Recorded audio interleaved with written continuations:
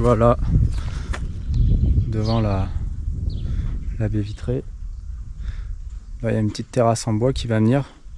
Donc regarde-le là-bas, il est en train de pisser.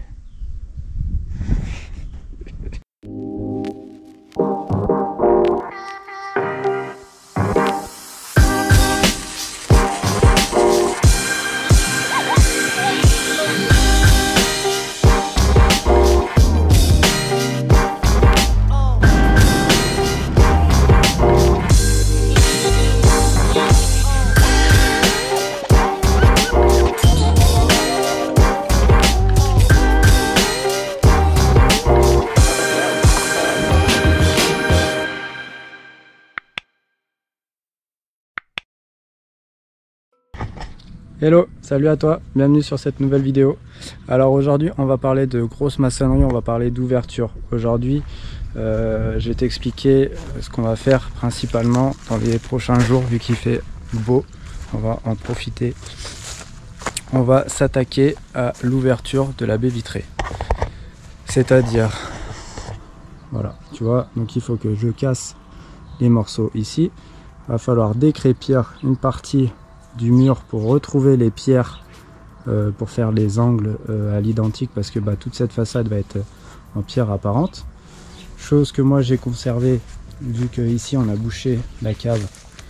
Faut que j'enlève ma cale, tu vois, j'en avais pas, j'ai pris avec ce que j'avais. Faut que j'enlève ça parce que quand je vais faire l'ouverture, je vais faire tomber les pierres directement ici. Donc voilà. Et ensuite, dedans, il y a un très gros travail de préparation avant même de faire le trou. Parce que quand tu pousses les pierres, le plus dur, il est fait. Je suis pas maçon de métier, mais j'ai vite compris que ça, c'était le plus dur. Voilà. Donc là, à l'intérieur, il faut que j'ouvre tout ça. Donc ça veut dire quoi? Ça veut dire que déjà, il faut ouvrir un peu plus pour pouvoir mettre les pierres pile poil après à la bonne dimension. Qu'il va falloir après faire les jambages de chaque côté pour pouvoir mettre les prélinteaux, sachant que moi j'ai des prélinteaux, j'en ai deux, car j'ai le volet roulant qui est intégré dans le mur qui demande du coup un décalage. Je sais pas si tu m'as compris. En gros, comment je vais t'expliquer ça? Tiens, on va prendre la poutre, ça sera assez simple. Voilà, si ça c'est mon mur au total, moi j'ai deux prélinteaux qui vont être à deux hauteurs différentes parce que j'ai un coffre à mettre pour le volet roulant. Donc il y en a un qui va être plus haut que l'autre, tout simplement. Voilà, sauf que pour faire ça, il faut étayer. Moi, vu que je suis sur un solivage en bois, je vais étayer à la cave pour maintenir ce sol bien plat. Je vais étayer en haut pour maintenir pareil ce sol plat et en même temps soulager un petit peu le mur au niveau du pignon, même si je pense pas que ça rentre énormément dans le mur, ça sera quand même ça de soulager. Et puis après il faut faire des trous pour passer des morceaux de bois pour maintenir vraiment le pignon et puis pouvoir travailler en sécurité. Sachant qu'en plus il faut que je prépare, ça va être joli, mais là tout de suite c'est une grosse verrue qui m'handicape, il faut que je bouche ça pour pouvoir travailler à l'aise devant. Et puis il y a un gros travail de préparation au niveau des pierres d'angle. Il faut que je trouve donc en face dans la grange, tu vois, ici même. Alors je sais pas encore, je vais certainement, attends, je vais faire gaffe à la luminosité, certainement tu vas casser pour récupérer des pierres, des belles pierres d'angle ici, ou alors j'en ai encore des plus belles là qui sont vraiment identiques à la façade, sauf que le problème c'est que j'en ai pas assez et je sais pas où trouver les autres, donc c'est pas forcément le plus simple. Donc voilà le gros travail qu'on a à faire sur cette semaine pour l'ouverture de cette baie vitrée à galandage. Voilà. Donc par contre ce qui est super cool, c'est qu'il fait pas trop chaud, pas trop froid, on est pas mal. Allez, je te dis à tout de suite pour le concret, c'est parti.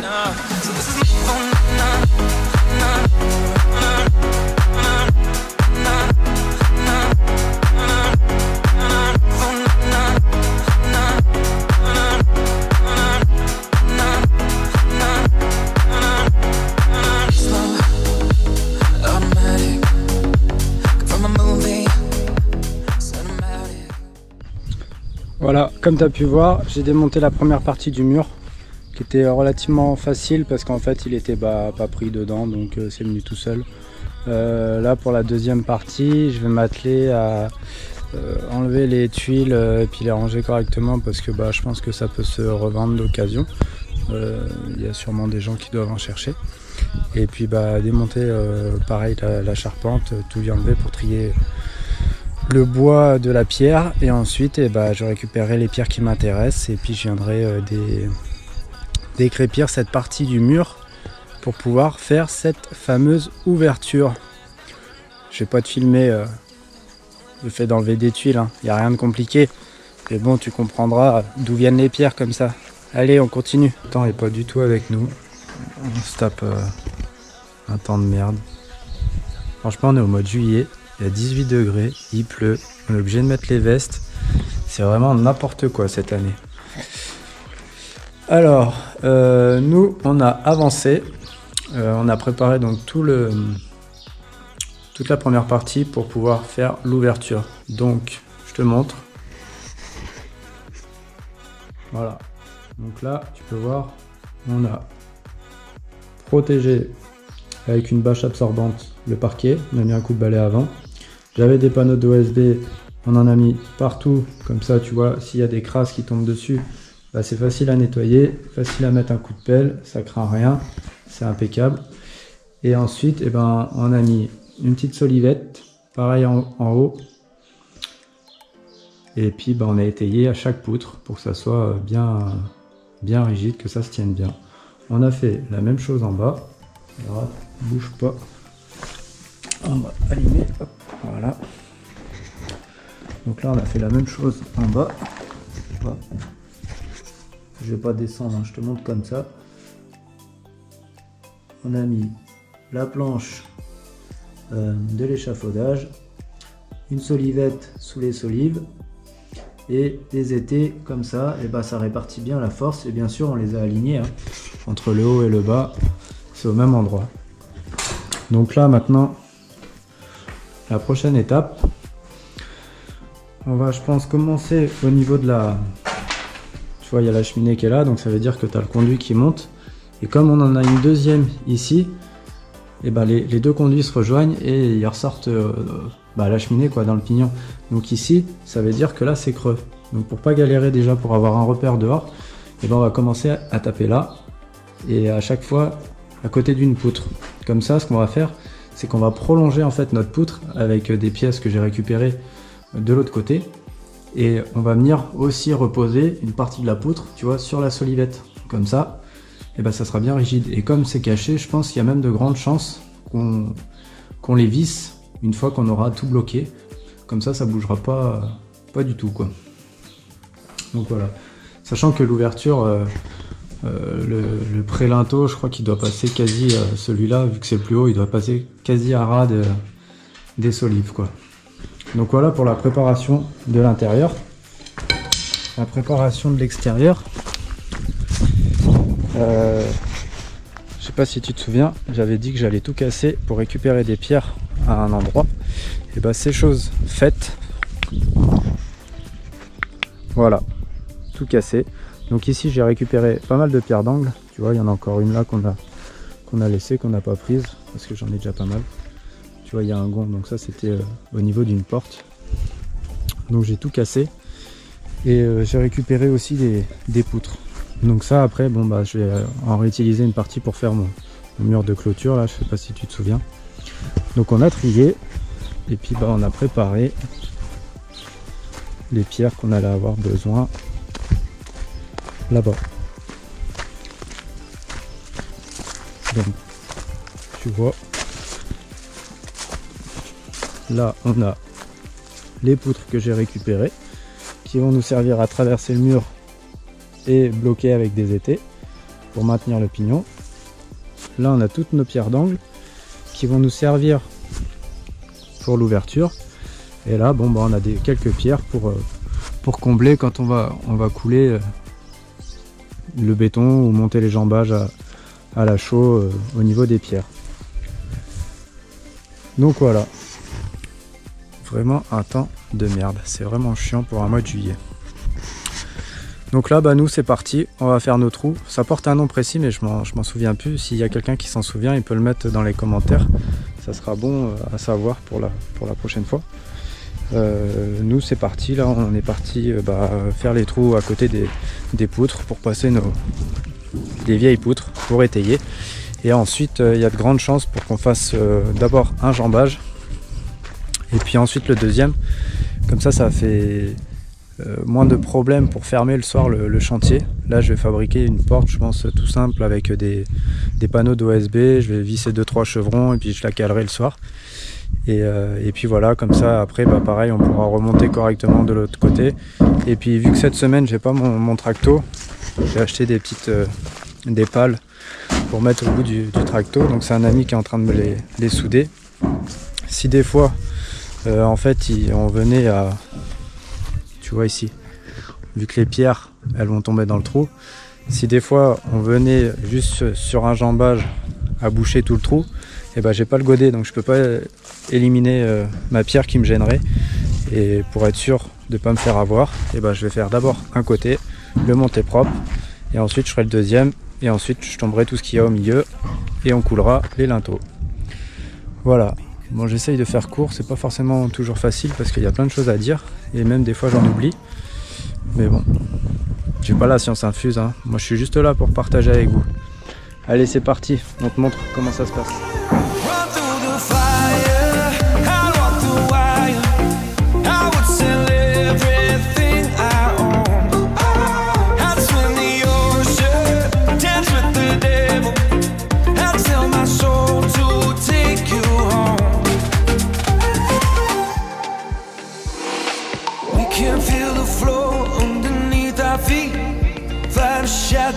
My chest as you watch me bleed.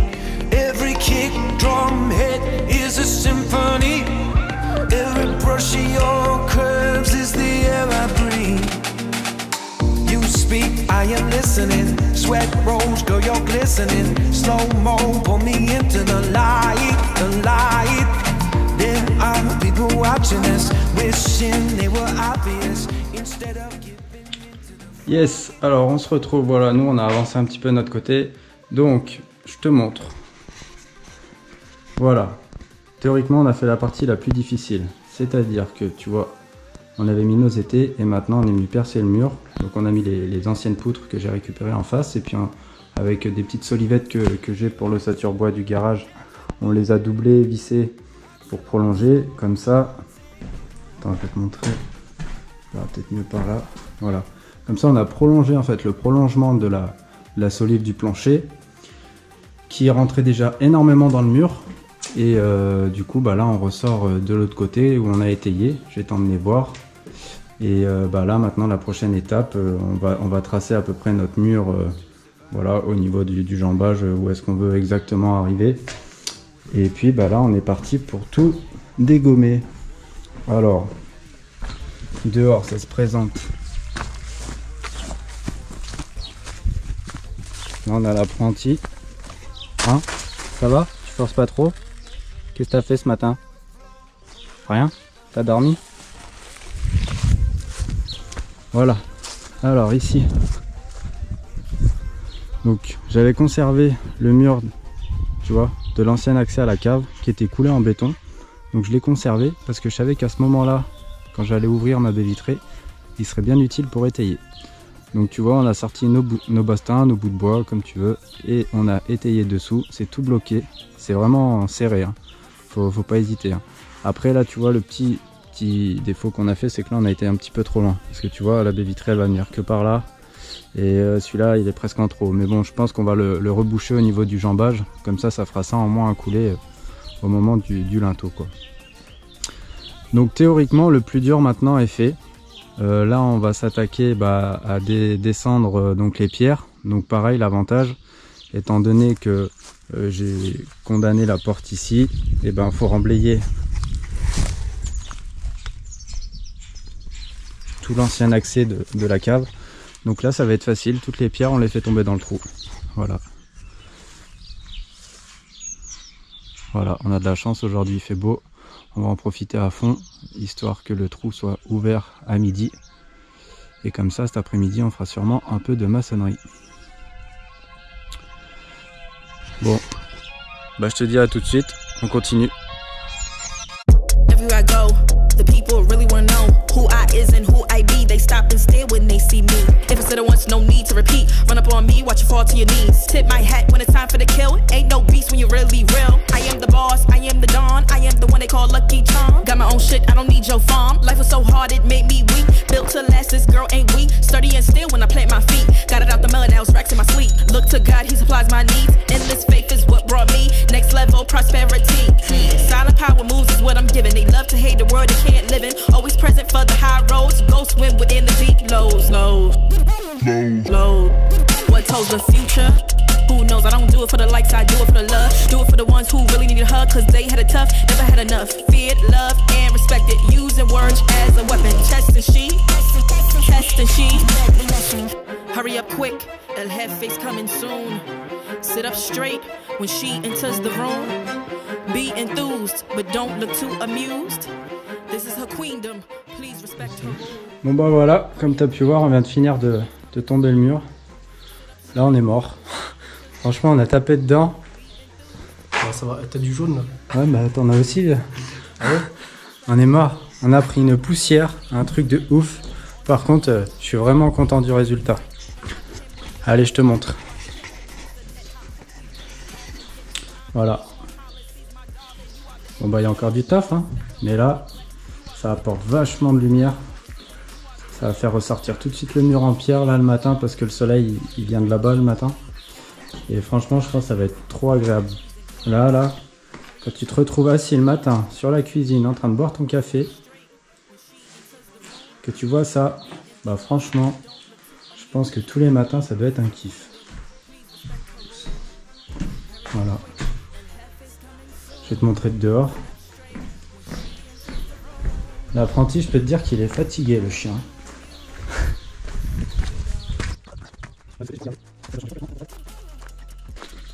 Attention.